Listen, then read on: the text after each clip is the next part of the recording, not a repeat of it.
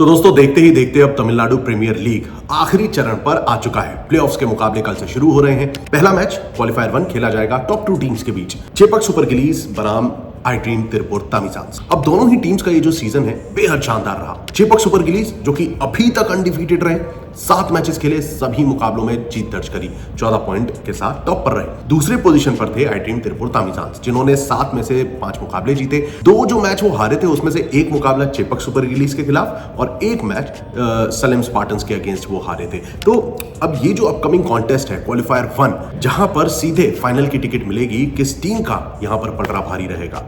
चलिए फटाफट से नजर डालते हैं सभी इंपॉर्टेंट एलिमेंट्स पर। पिच रिपोर्ट से लेकर बॉलर्स का प्रदर्शन, टीम का प्रदर्शन, प्रोबेबल 11 और टॉप परफॉर्मर्स जैसे तमाम जानकारियां मैं आपको इस वीडियो में एक साथ देने वाला हूं। तो इसे पूरा जरूर देखिएगा, क्योंकि यहां पर एक बात की गारंटी है, सभी मुद्दों को सुनने समझने के बाद आप एक बेहतर प्रेडिक्शन की ओर जरूर बढ़ सकेंगे। तो चलिए बिना समय गवाए शुरुआत करते हैं पिच रिपोर्ट के साथ। ये जो मुकाबला है ये एनपीआर कॉलेज क्रिकेट ग्राउंड में खेला जाने वाला है, यानी कि डिंडीगुल में होगा कल शाम 7:15 बजे से। अब अमूमन जो हमने 4 मैचेस पिछले देखे हैं लीग स्टेज के, उसमें 2 मैचेस पहले और सेकंड बैटिंग करने वाली टीम ने जीत दर्ज करी है, लेकिन अमूमन हमने सेकंड बैटिंग करने वाली टीम का पलड़ा भारी देखा है। जब हम पुराने स्टैट्स को भी मद्देनजर रखते हैं, पिछले सीजन पर भी अगर आप गौर करेंगे तो सेकंड बैटिंग करते हुए जीत ज्यादा मिली है। अब यहीं पर एवरेज स्कोर 172 का है इस सीजन में, हाईएस्ट स्कोर 203 लाइका कोवई किंग्स ने बनाया और lowest score Nellai royal Kings का रहा 113 रन। अब यहीं पर दोस्तों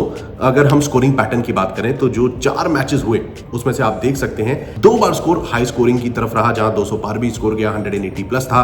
अदरवाइज स्कोर 160 के आसपास घूम सकता है।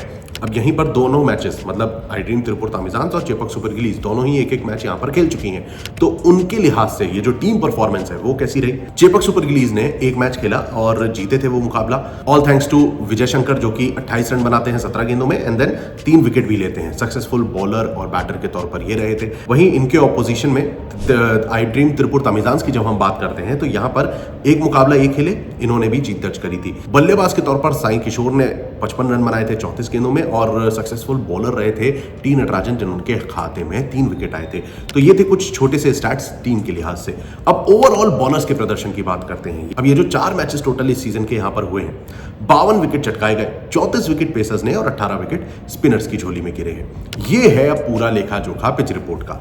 सबसे पहली बात, टॉस जीतकर कैप्टन पहले गेंदबाजी करना पसंद कर सकते हैं, और दूसरी बात यह कि यहां पर आप एक स्कोर 160 के आसपास का देख सकते हैं, कंसीडरिंग कि दोनों ही टीम्स के पास कुछ अच्छे बैटर्स हैं जो कि टीम को जीत दिलाने में सक्सेसफुल रहे हैं। तो ऐसे में 170 के आसपास भी स्कोर किया जा सकता है।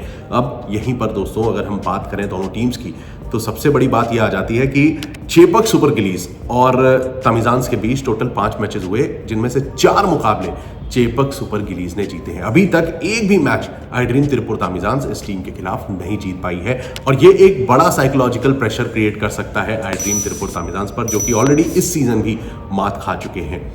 अब रही बात प्रोबेबल 11 और टॉप परफॉर्मर्स की, टीम एनालिसिस कर लेते हैं।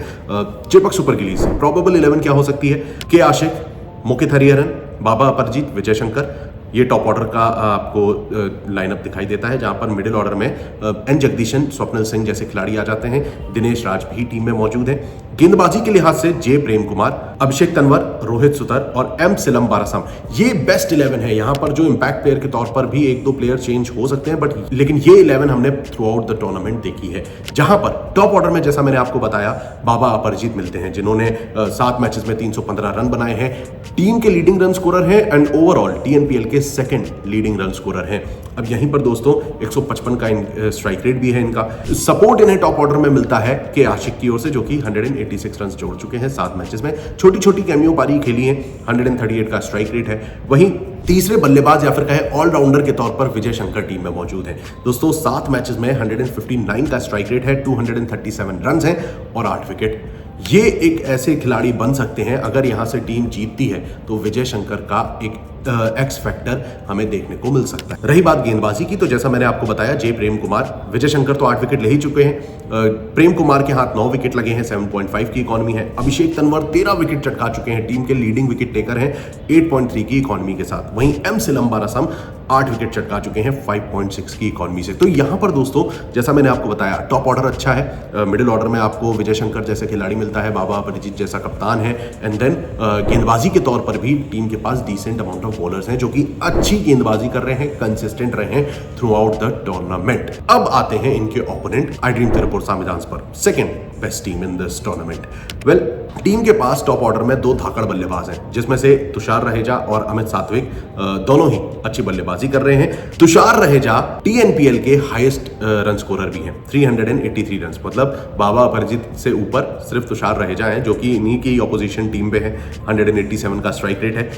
अमित सात्विक 7 मैचेस में 218 रन बना चुके हैं, 128 का स्ट्राइक रेट है। अब दोस्तों यहीं पर सबसे बड़ी परेशानी भी आती है, क्योंकि इन दोनों बल्लेबाजों के अलावा जब आप लाइनअप पर गौर करें तो साई किशोर हैं, प्रदोष रंजन पॉल भी हैं, यू ससीदेव हैं, डेरिल फेरारियो हैं, लेकिन यहाँ पर जो हैवी लोड है, जो हैवी वर्क है, वो टॉप के 2 बल्लेबाजों ने ही किया है। आर साई किशोर की भी जैसे मैंने आपको बताया था, एनपीआर कॉलेज ग्राउंड पे अभी रिसेंटली इन्होंने हाफ सेंचुरी भी चढ़ी है, जिसकी मदद से इन्होंने डिसेंट अमाउंट ऑफ रन्स भी बनाए हैं टीम के लिए, तीसरे नंबर पर बल्लेबाजी करते हुए। हालांकि 10 विकेट इनके खाते में है। As a bowler he is doing pretty well, 5.6 की इकॉनमी है। लेकिन जब हम बात करते हैं, जैसा मैंने आपको बताया, बल्लेबाजी की, तो वहां पर थोड़ी कमी है, जिसका फायदा चेपक सुपर गिलीज के गेंदबाज, जो कि ऑलरेडी भाई धारदार गेंदबाजी कर रहे हैं, फायदा उठा सकते हैं।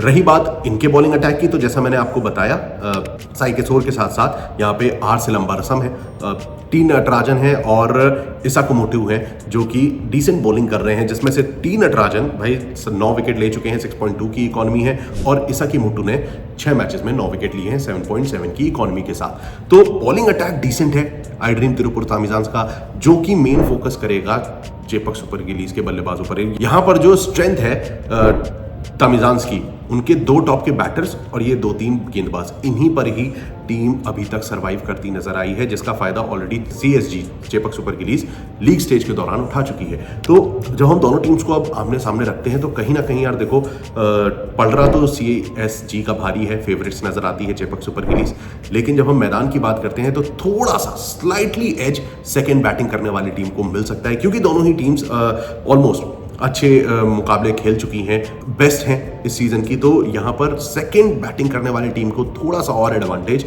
मिल सकता है। दोस्तों इसी के साथ जहां तक बात है मौसम की, तो बारिश के भी चांसेस थोड़े बहुत नजर आए हैं कि ट्यूसडे को थोड़ी बारिश के चांसेस बन सकते हैं, तो उस पर भी ध्यान रखने की जरूरत है। फिलहाल के लिए इस वीडियो में बस इतना ही।